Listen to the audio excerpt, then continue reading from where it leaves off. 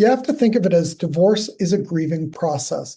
And you can have two people who are grieving very differently and are at very different stages of grief. The decision to separate is rarely a spontaneous decision. And so you may have one spouse who has spent months or even years debating and arguing with themselves about a separation. Finally, they have the courage or feel that the time is right to let their spouse know they want a divorce.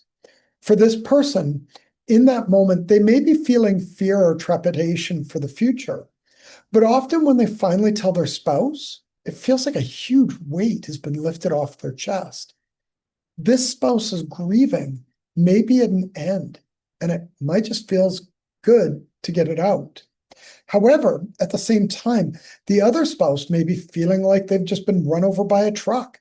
They're at the start of their grieving process, and they're trying to make sense of what just happened. For them, they might see how relaxed their spouse has become, and they're at a loss as to why their spouse gets to move on with their life and they don't. And so you might actually see a strange mix of shock, grief, fear, devastation, relief, and hope, all in the same conversation. Every person and every family is going to process their separation and divorce differently. As such, we need to stay in the moment and not try to put their response into a box that fits our expectations of what they should be feeling.